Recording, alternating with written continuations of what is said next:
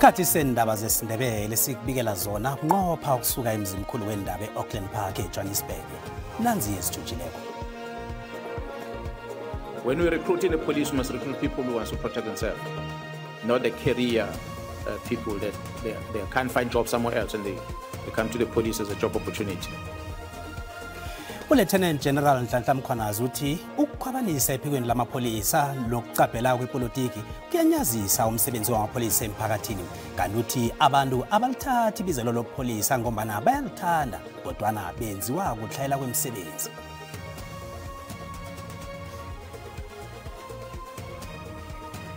Free, free Palestine!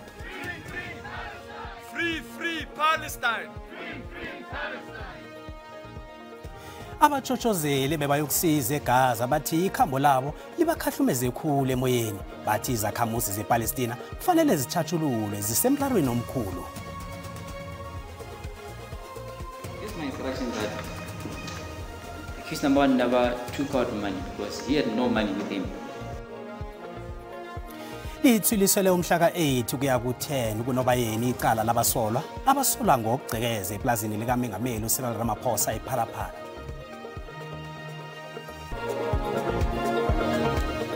Kwaba kuhle ukuhlanganiswa izindaba kodwa ku-SABC 1 ngesiNdebele Lotshani Makhaya.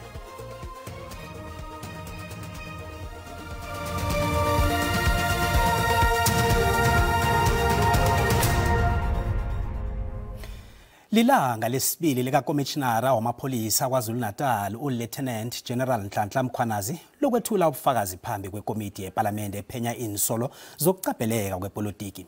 Ukukhwabanisa kunye nobulelesi ngaphakathi kwekambiso yezomthetho weSouth Africa pha.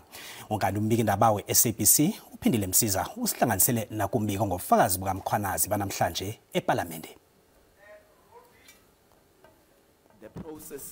Ukomishinara wamapholisa kwaZulu-Natal uLieutenant General Nhlanhla Mkhwanazi uzwakalise ukuthwanyeka kokutholakala kwemininingwana yamapholisa eyifihlo okungakafaneli ibonwe nanyana ngibani. Umkhwanazi uhlathulule ukutholakala kukasomabhizinisi uBrown Mkhotsi ngaphakathi kwemihlangano ekhethekileko yezevikeleko emapholiseni njengokucabhela okukhulu ezikweni lamapholisa. Kanti ubuze ukuthi uMkhotsi ongasililitho emapholiseni uzifumene njani incwadi eziqhakathekileko nezifihlo zemapholiseni kubalwa hlangana imibiko yozobuhloli bobulelesi kuye nemihlangano yamaziko emapholiseni. My take in Mr. Brown having access to police matters, presentation of crime intelligence and so forth, it's a violation of the very same security that you want to protect as the police.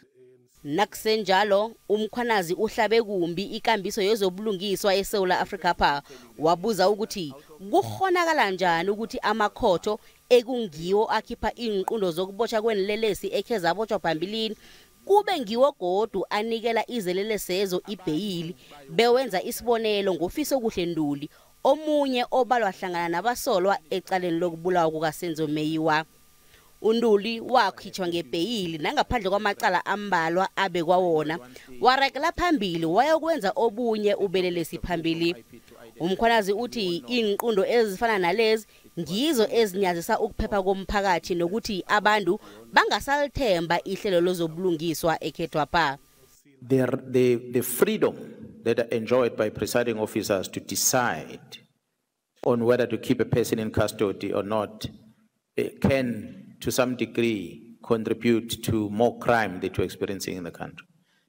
Nagaragana ubufakazi bakhe umkhwanazi uthe batsho abantu abanengi bangena emapholiseni banganalo ithando lomsebenzi kodwana bangeniswa kuhlogeka kwemisebenzi kanti uthi lokho kuyingozi ngombana ngikho egcina kwenza ukuthi kube nenilelesi ezikweni lamapholisa.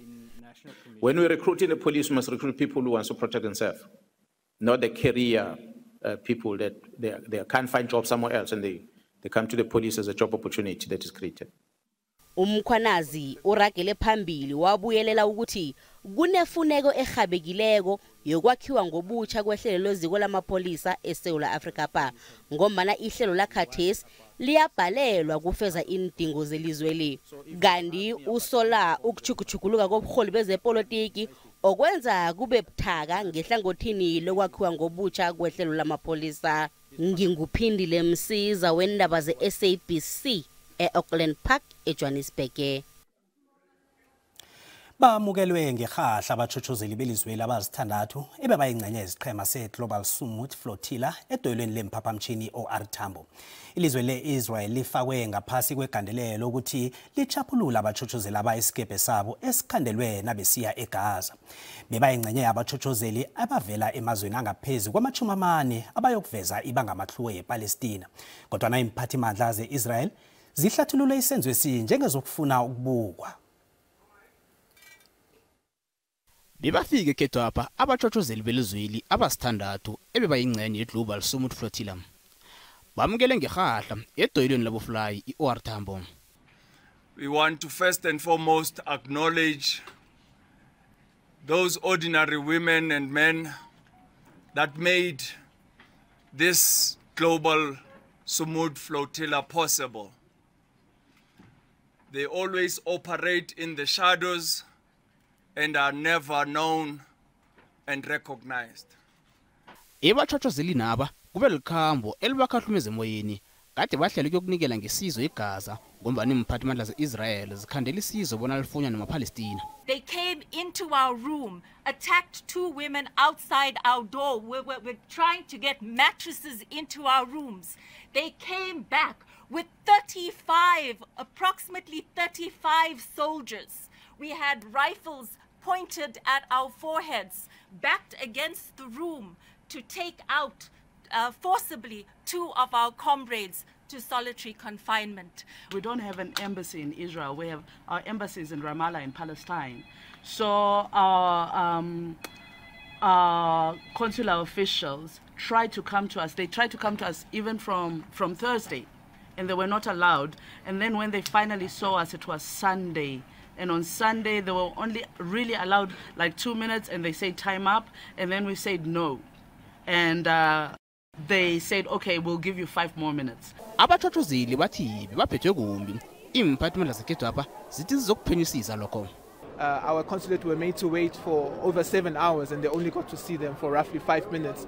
But in that moment, they were able to condense their experience. We will still be able to debrief with them to understand fully what they had undergone, what they have experienced. Bafungile bathi bazokuraga ngokulwela bona kuphela ukubulawa kwabantu eGaza.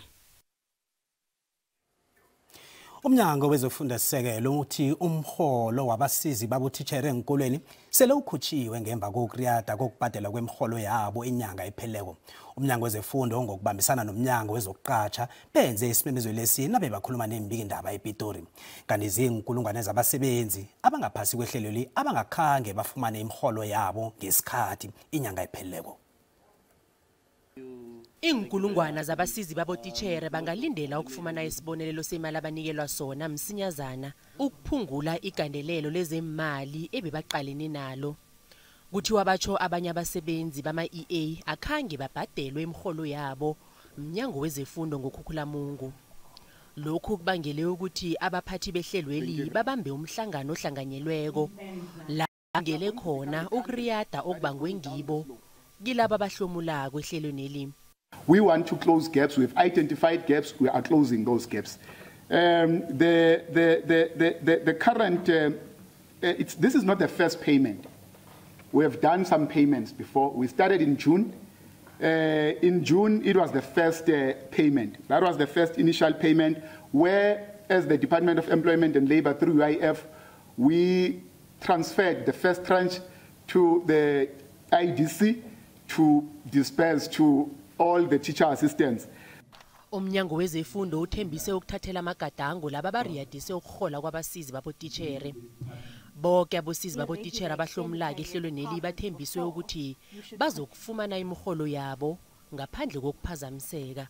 I'm confident that the steps that I've taken around consequence management are sufficient, and that we will make sure that this does not happen again, especially with our systems. Umnyango lo uthembise ukuqinisa ilawulo lokuphathwa kwehlelweli eminyangweni oqatshako. Ungqongqotjhe walokhu wamapholisa omzenda weSouth Africa eFrance uNathi Mthethwa unikele umngcwabo wombuso. Umengameli uCyril Ramaphosa ukhuphe imvumo yokuthi uMthethwa angcwatshwe ngomngcwabo wombuso wesigaba sesibili. uMthethwa wafunyanwa abhubhile ngemva kokuwa efledzini yama-22 yehotela eParis ngeveke epheleleko. Ngokutsho kwemphathimandla zeFrance, uMthethwa wabikwa ngunkosikazi zakhe njengomuntu olahlekeleko ngomvulo ntambama ngemva kokuthi afumana imbiko evela kuye engehli kamnandi. Kulindele ukuthi isidumbu sakhe sibuyiswe ngelesihlanu ekhethwapha njengomani iphenyo lisaraga. uMthethwa kulindeleke bona ukungcwatshelwa emzini wakwabo kwaMbonambi eTlhagwini yaKwaZulu-Natal ngoSondo. Kanti nakusenjalo, ikonzo yesikhumbuzo kaMthethwa iyaraga eFrance. Ufakazi wombuso wethule ubufakazi bakhe ngokukhukhuthiswa kwemali ecaleni lokwetshiwa kwemali engaphezulu kwesiqundu sengidigidi zamadola eplasini likaMengameli uCyril Ramaphosa ePhalaphala. uEmanuela David nezelamani uFloriana Nondilinasho Joseph bavele ekhotho yemudimulule ngezwa ngobatsho yokugcekeza beba imali ebeyibekwe ngaphakathi kwesofa eplasini likaMengameli ngomhlolanja 2020. Icala lithuliswe ngomhla ka-8 bekube ngomhla ka-10 ngoNobayeni. Izelamani uFloriana Nondilinasho Joseph baqale namacala amathathu ahlotshaniswa nokweba nokugcekeza. Kanti uEmanuela David ekuthiwa batsho nguye unqondongqondo uqale necala elingezelelweko lokukhukhutisa imali. Umbuso obiza ubufakazi abazokufakaza ngecala lokukhukhutisa imali. Udokotela wamazinyo ongufakazi wombuso uthe batsho uDavid ufaka amagolide emazinyweni abizwa inkulungwane ezimakhulu-250 wamaranda, i-250,000 rands. Kanti icwetha likaDavid ligandelela ukuthi udokotela lo ufaka ivideo kaDavid enkundleni zokuthindana ngaphandle kwemvumo yakhe. My instructions are that you did your posting on Instagram without his consent, that verbal consent. Nanyana njalo ufakazi lo ujamile emagameni akhe wokuthi uDavid uvumile ukuthi afake ivideo leyo enkundleni zokuthindana. Accused number 1 was there when we were taking the photos, taking the videos, they were shared, they were seen. There was no, please take it down. There was no, this is normal part of my business. This is how it is. So I think the direction does not seem correct. Omunye ufakazi uthe batsho uDavid ulinga ukuthenga ikoloyi ebiza inkulungwane ezimakhulu-4 zamaranda ngempaka zemali yamadola. Kanti uthi wabona umsolo aphethe imali eningi emadola khona mhlokho. Kodwa nanyana njalo icwetha likaDavid liyakuphikisa lokhu. Lithi umuntu owathenga ikoloyi ngalelo langa umuntu obekakhamba noDavid. Because it is my instruction that accused number 1 never took out money because he had no money with him. Phambilini ikhotho itshela ukuthi uDavid ubhadele ingidigidi ezine zamaranda kwenye indawo ethengisa inkoloyi. Kodwa naye icetha lakhe lathi batsho uDavid wayethunyiwe lapho. Nakusisenjalo ikhotho itshidele omunye ufakazi kwesikhatshana ngombana ubhala ukunikela amapholisa istatemende. Kanti lisajanyisiwe icala elingaphakathi kwecala elitsheje ubufakazi bakhe. Ababeka indaba bayala ukuthi bangaveza abofakazi. Nasibuya entolo. Suthini vele ngoba amaphoyisa ayidlala indima. Esithi ngoba badlala indima ngoba baphunguleke abantu ababulalayo. iBrongori West. Zilila ngohagala kobulelesi izakhamuzi zezithobeni eBrongori.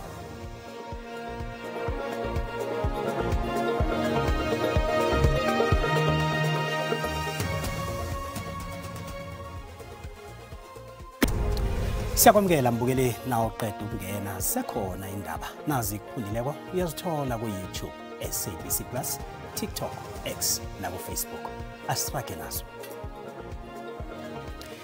Izakhamuzi ze-Extension 8 ezithobeni eBrongoro zithwenyekile ngobulelesi obuhagala kwendaweni le.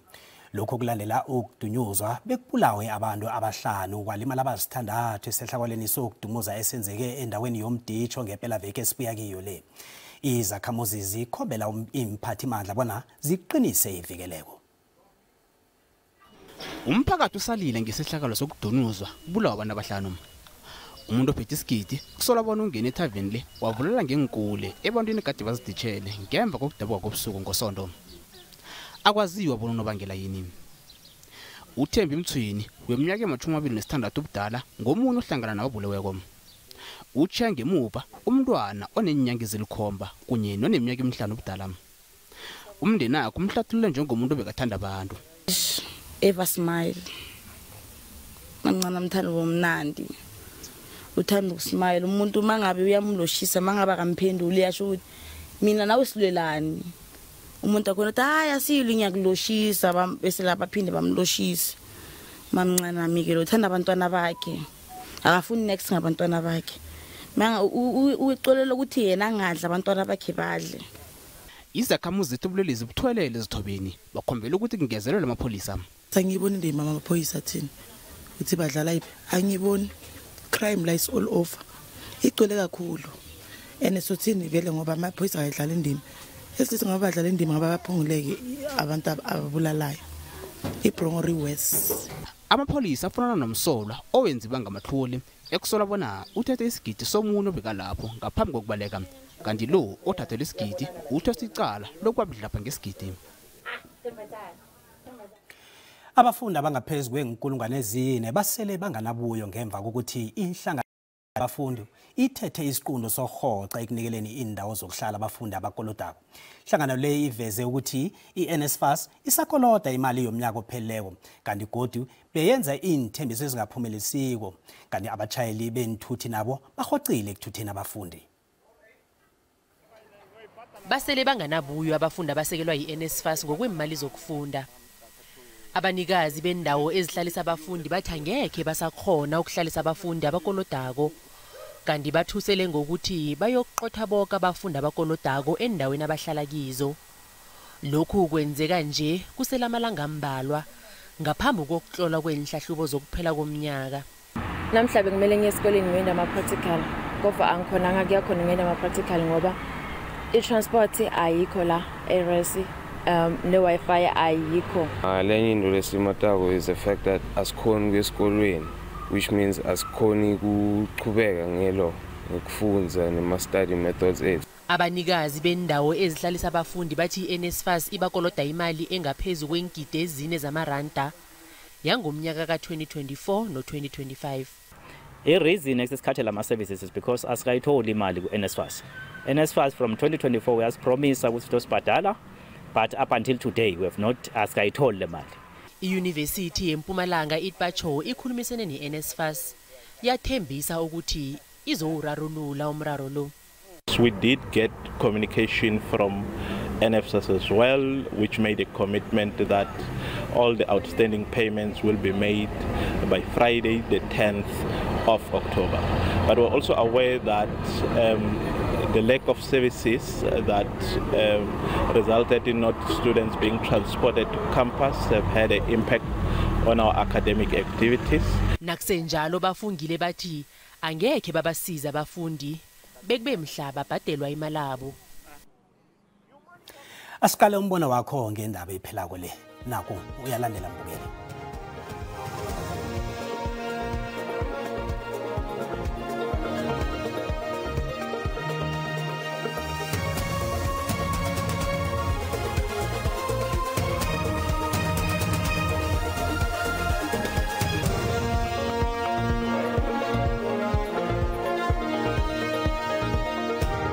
Obvious umuntu lo aphethe isitulo leso uyamhlula umsebenzi orudlima.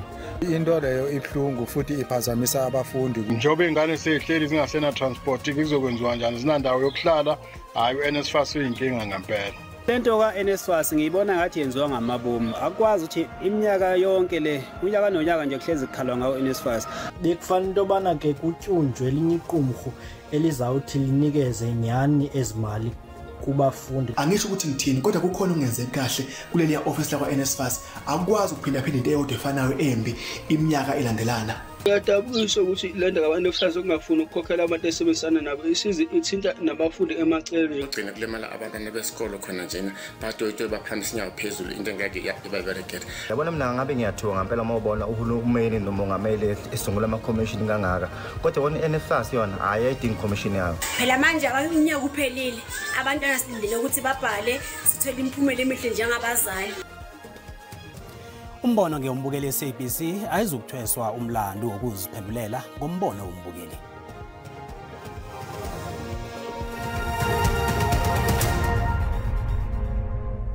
Kezemali ranta liqinile nalilinganiswa nezinye imali ezikulu.